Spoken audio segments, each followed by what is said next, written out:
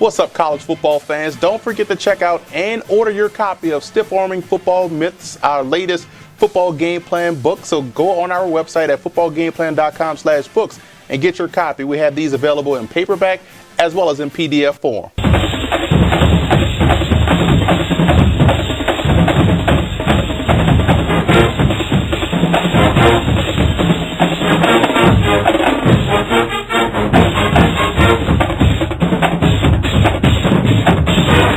Interesting game in the Mountain West Conference between Utah State and Wyoming, and the Aggies are a few plays away from being 8-1 on the season, and they've been rolling along just fine without the services of quarterback Chucky Keaton back there in the pocket. But the biggest story this year has been the play of their defense, which is one of the best in the country in stopping the run, and that'll be important this week versus a resurgent Wyoming Cowboys squad that's fresh off of dominating Fresno State last week, and their true freshman running back Brian Hill looks like a future star in the backfield. And the Cowboys were also able to get efficient play from quarterback Kobe Kirkgard. Now, can their offensive line win at the point of attack? That'll be the biggest question this week, and I don't think they can with consistency. So look for Zach Vigil and that Aggies front seven to cause havoc throughout the course of this ball game. I like Utah State.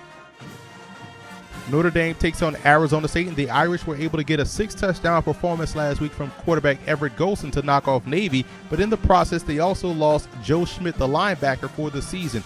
In this game versus the Sun Devils, I look toward an Irish defense that'll have a tall task this week, trying to slow down the explosive Arizona State offense. The Sun Devils can beat you in many different ways, offensively with both wide receiver Jalen Strong and running back DJ Foster being legit game breakers. But defensively, this year the Sun Devils have been very impressive, playing great team defense. This has the feel of a playoff elimination game, in my opinion, as both teams are on the cusp of where they want to be. But it'll come down to which quarterback can make key plays in critical situations, and I have to go with Everett Golson, who is as clutch as any quarterback in college football right now.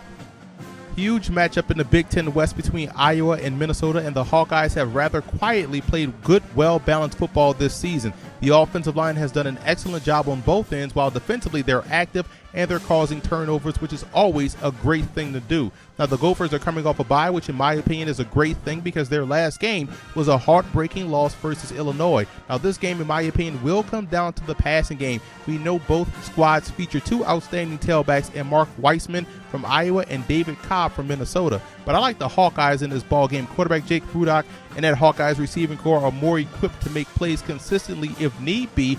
And because they trust their personnel on the corners defensively, look for Iowa to be even more aggressive versus the run to force the Gophers in second and long and third and long situations.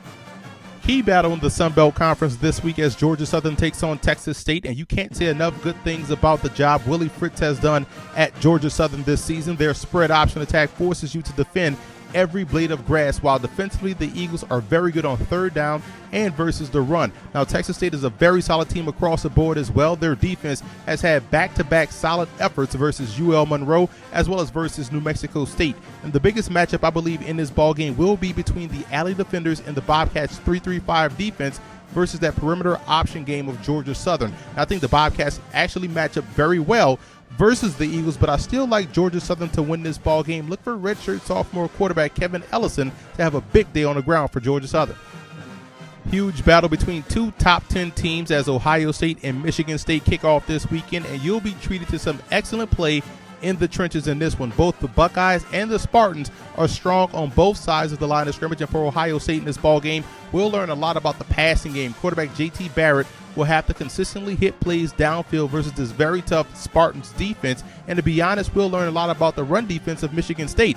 Teams with spread attacks like the Buckeyes can give the Spartans problems, and this is a huge test for both teams. Ohio State is looking for that quote-unquote statement victory, and I don't think it'll happen this week. I like Michigan State. I do believe the Buckeyes will have some success offensively, but not on a consistent basis, and I believe Michigan State's ability to maximize every possession will ultimately be the reason why they'll come away victorious.